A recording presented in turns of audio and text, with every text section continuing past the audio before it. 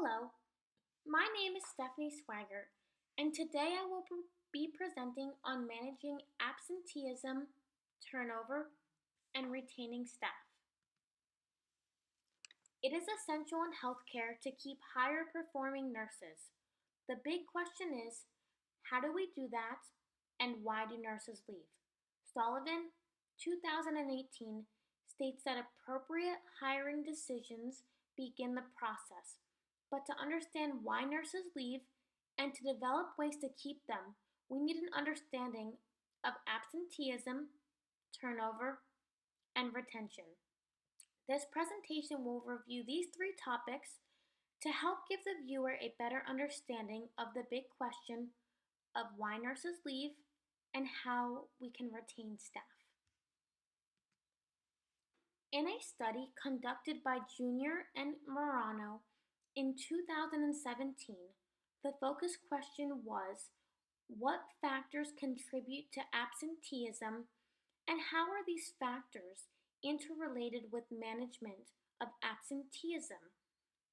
This study found 26 journals and gathered results from all of them. The research is as followed.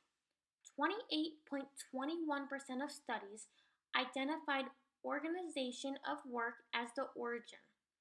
23.8% of studies did not report any specific causes. 15.38% reported musculoskeletal disorders as a reason to leaving. 10.26% reported mental and behavioral disorders. 7.69% reported burnout syndrome and job dissatisfaction. 5.13% contributed to satisfaction in work, and 2.5% are from bullying, work environment, fatigue, and conflicts with patients. Sullivan, 2018, also explains that there are two types of absenteeism. The first one is voluntary, and this is absenteeism under the employee's control. An example of this is calling off of work to complete your homework or taxes. The second type is involuntary, which is outside of the employee's control. An example of this is calling off due to having the flu or being sick. The attendance model explains that an employee's motivation to work is affected by these factors: the job itself, the absence culture, organizational practices, management, generational differences, the labor market, and the employee's personal characteristics. I have also included a photo of this model.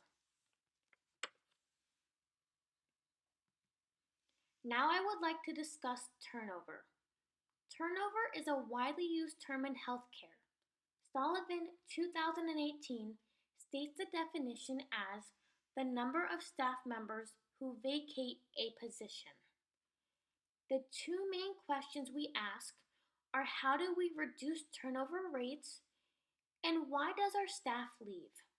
Sullivan, 2018, explains that to reduce turnover, management has to recruit and select wisely, and that's just the first step. Once the employee is secure, motivation and development needs to be established in order to keep that employee.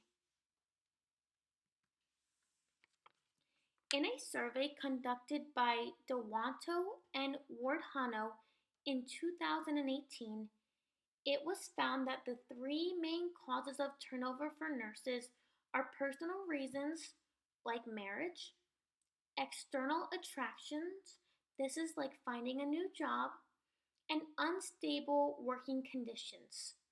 To reduce the numbers, working conditions would have to change and opportunities to grow would have to be present in the work environment. Now I would like to take a moment to talk about retaining staff. Sullivan, 2018, talks about job satisfaction being a key component to retaining staff. Job satisfaction depends on several factors like the shift being worked, days, evenings compared to nights.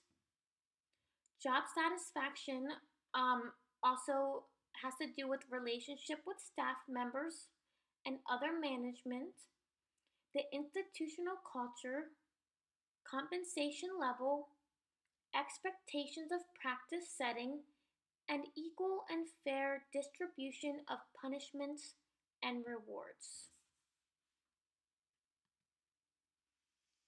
Vardaman et al. Also explains some reasons turnover takes place with nurses. Some of these reasons are that nurses are on the front line, and because of this, they are subject to frequent change to their work practice.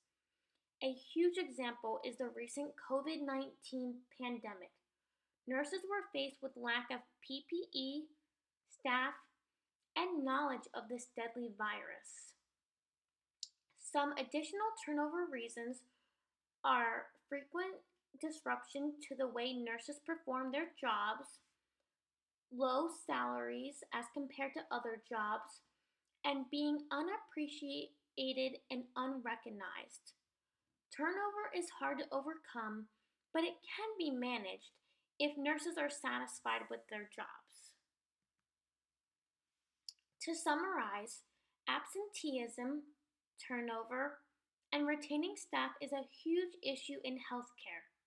Although our jobs cannot solve every issue, there are things that can be done to manage these issues. For example, if absenteeism is occurring due to lack of childcare, the organization might set up a childcare center or offer some local discounts. Another example is transportational issues. If an employee cannot get to work, maybe they can arrange for a shuttle bus to come pick them up.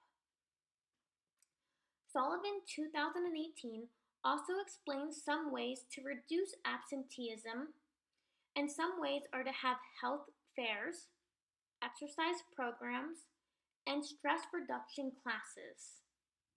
Turnover can also be reduced with rewards and recognition from the company. Job satisfaction is the number one way to retain staff. So the more benefits, the more motivated an employee is to stay. Here I have a short clip about absenteeism and how to reduce it in any work environment.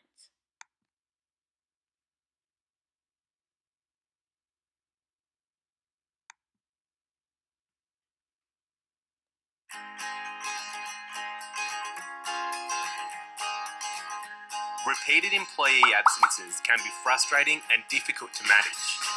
Clear communication is key to resolving the issue, as an individual may be experiencing bullying or discrimination at work, or they may have a serious illness. Whatever the reason for absence, there are 4 steps business owners can take to reduce absenteeism. Document company policy on leave and absence in the employee handbook and ensure all staff are aware of the details. Enforce the policy fairly and consistently. Record and monitor leave to identify any patterns or high absences. Conduct training for both managers and employees on leave policies and potential outcomes of non-compliance. If an individual continues to be absent without proper explanation, the next step is to arrange an informal meeting to discuss the employee's health and welfare. This meeting must include an opportunity for an employee to tell their story, with a support person present if requested. If the issue cannot be resolved, or if it continues without proper explanation, employers may consider starting a formal disciplinary process to resolve the issue. For more information about how to conduct a formal disciplinary meeting, or for advice on managing absenteeism, speak with Employsure today.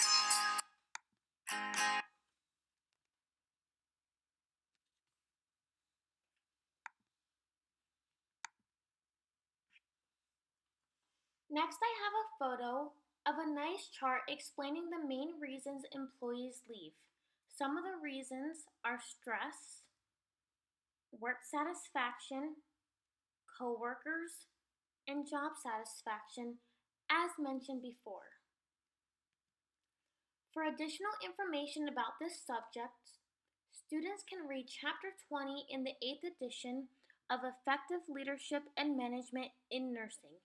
If you have the 9th edition, you can read Chapter 21. The Cumulative Index to Nursing and Allied Health Literature is also a great search tool for evidence-based nursing articles, and it's where I got all three of my articles about absenteeism, turnover, and retaining staff. Here are my references. Thank you guys very much for watching. If you have any questions, please don't hesitate to reach out. Thank you.